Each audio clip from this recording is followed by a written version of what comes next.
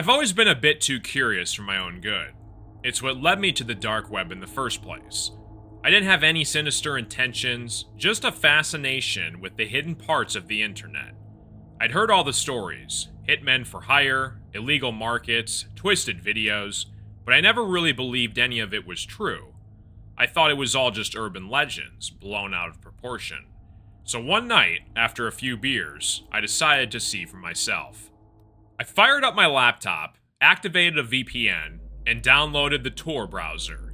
It was all too easy, really. Within minutes, I was navigating the dark web, hopping from one onion site to the next. Most of it was pretty mundane, forums filled with conspiracy theorists, poorly designed websites selling counterfeit goods, but then I found a site that caught my eye. The site was simple, almost bare, just a black background with a single line of text in the center.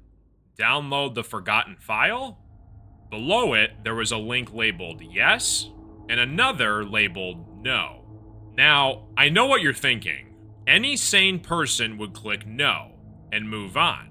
But like I said, I'm too curious for my own good. I hesitated for a moment, then clicked yes. The download started immediately. It was a small file, just a few megabytes. The file name was a string of random letters and numbers, nothing that made any sense. Once it was finished downloading, I opened it. At first, it seemed like the file was corrupted. My screen went black, and I thought my laptop had crashed. But then, words began to appear on the screen, white text against the black background. It was a story, written in first person. The protagonist was someone who sounded a lot like me, a curious person exploring the dark web. The story described how this person had found a mysterious file and decided to download it. As I read, I started to get an uneasy feeling. The story was eerily similar to what I had just done. It was like reading a play-by-play of my own actions. I was hooked though, and I kept reading. The protagonist in the story began to experience strange things after downloading the file.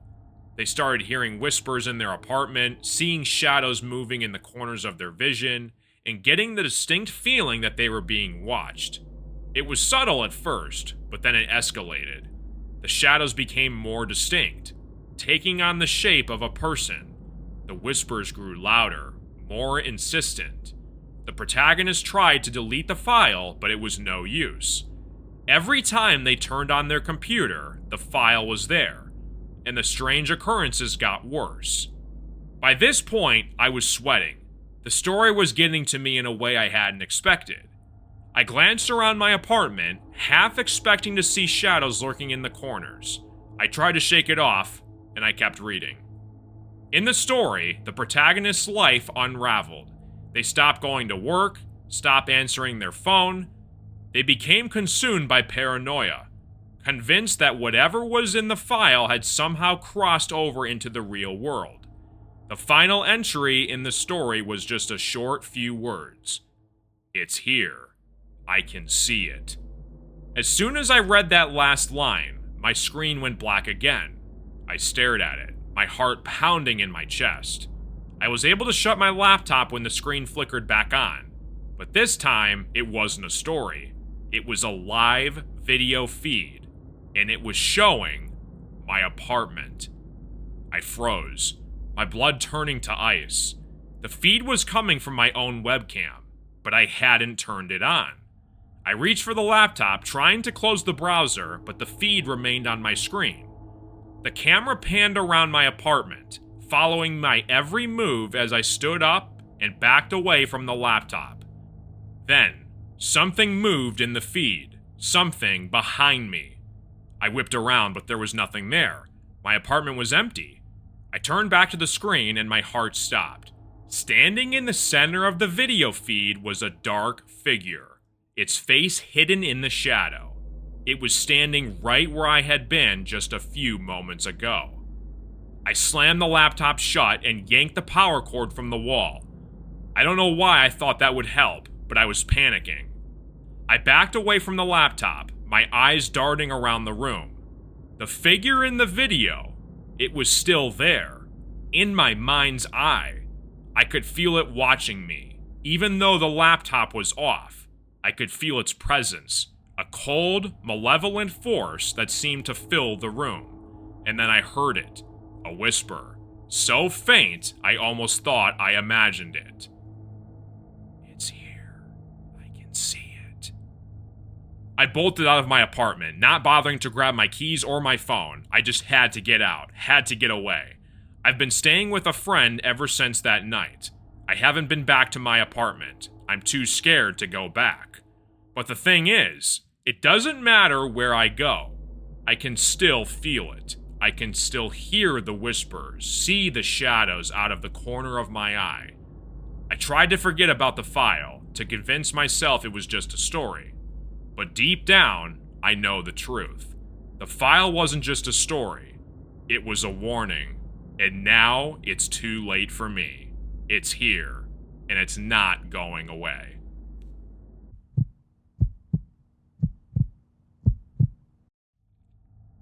I've always been into tech, a self-proclaimed geek who loved tinkering with computers. But as much as I knew about the internet, I'd only heard whispers about the dark web, an underworld of forbidden sites and illegal transactions. Curiosity got the better of me one night, and with a few clicks, I found myself downloading a Tor browser, ready to dive into the shadows. At first, it was underwhelming.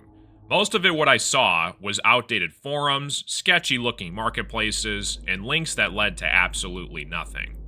I was about to log off when I stumbled upon a link titled The Auction. The title intrigued me, so I clicked. The page was different than the others, slick, professional, with an air of secrecy. It required a username and password to enter. I almost clicked away, but decided to try something simple, guessed, as both the username and password. To my surprise, it worked. The screen flickered, then revealed a dark, live-streaming video feed. There were no names or faces, just a chat box and a list of numbers. I realized I was watching an auction going on in progress. The numbers were dollar amounts, bids escalating quickly. The item being auctioned wasn't clear at first. The camera was focused on a dimly lit room with a single chair in the center, but no one was sitting in it. As the bids climbed higher, a message flashed across the screen. Auction for Subject 25 begins in 5 minutes. I couldn't tear my eyes away. Who or what was Subject 25? I felt sick, but I didn't log off. Instead, I waited. The screen went black, and then the feed switched to a different angle. The camera was closer now, focused on a person who was suddenly seated in the chair, their head covered by a burlap sack. They were bound, their hands tied behind them. My heart pounded. The chat exploded with activity as the bidding started. $500, $1,000, $5,000. The numbers kept climbing. Whoever this person was, they were worth a lot of money to someone. But the most disturbing part was the silence. The person in the chair wasn't struggling or crying out for help. They just sat there, as if resigned to their own fate. I wanted to look away, but I couldn't.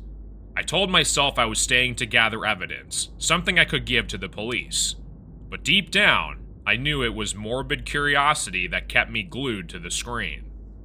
The bids reached $20,000, and the auctioneer, still unseen, declared it sold. The screen flickered again, and the chat erupted with congratulations, like they had just won a prized possession. Then, to my horror, the person in the chair started to twitch. The sack was pulled off, revealing a woman, her eyes wide and glassy. She looked directly into the camera. Suddenly, the screen went black. The chat froze, and a single message appeared in bold, red letters. Congratulations to the highest bidder. We will be in contact shortly to arrange delivery. My heart was racing. What had I just witnessed? I reached for the mouse, ready to exit, when another message popped up.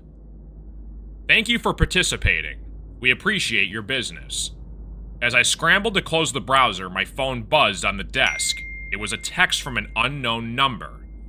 Congratulations, Subject 26. Delivery in progress. Panic surged through me as I looked around my room, every shadow now seeming sinister. My mind raced. How did they know who I was? How could they possibly find me? I thought about running, calling the police, anything to escape whatever was coming after me. But before I could act, the lights in my room flickered and went out. The screen of my computer was the only source of light, but even that began to dim until I was left in complete darkness.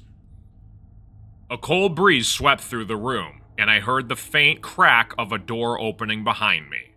I didn't have time to scream before everything went black.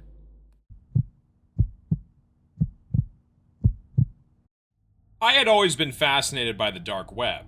It was like a digital underworld, a place where secrets and shadows mingled.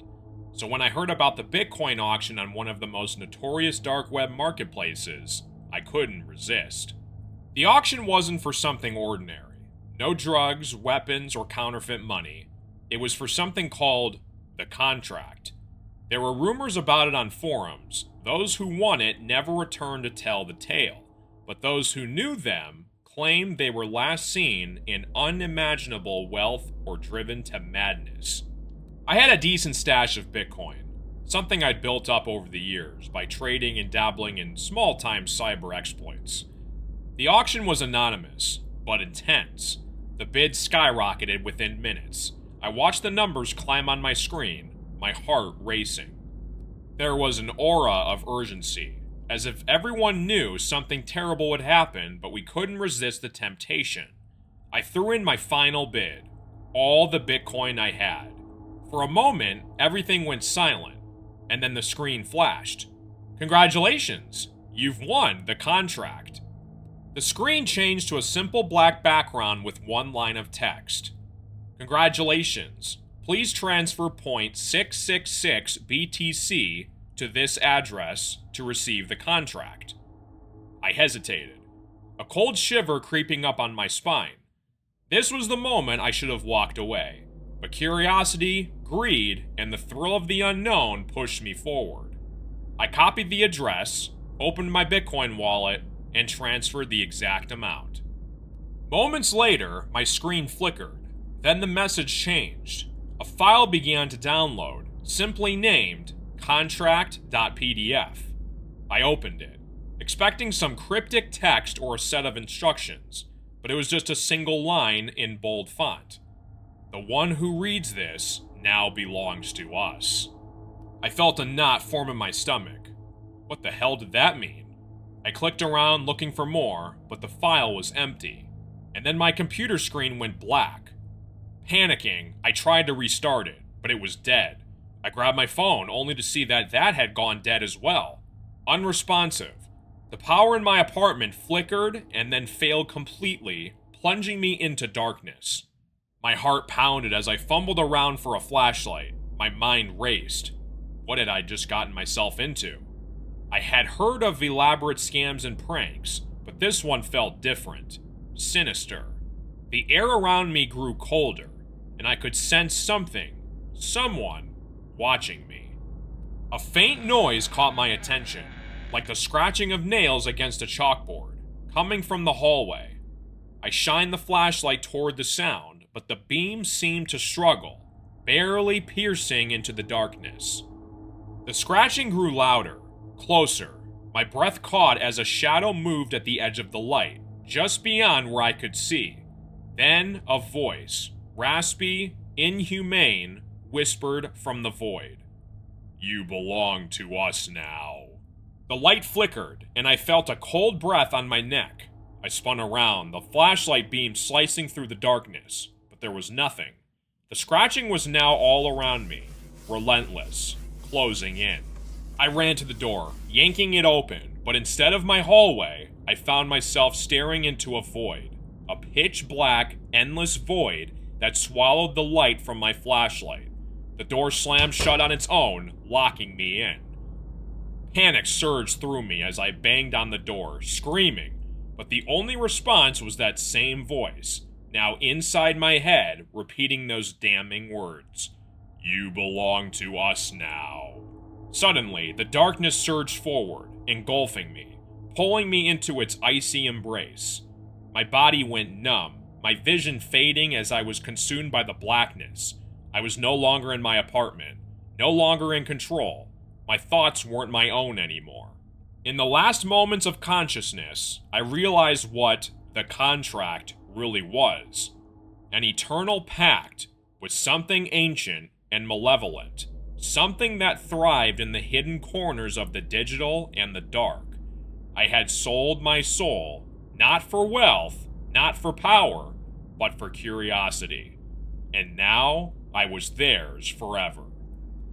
No one ever saw me again after that night. My apartment remained untouched, a relic of someone who disappeared without a trace.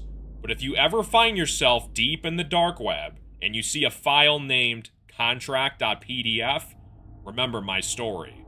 Don't open it. Don't even look at it. Some secrets are better left in the dark.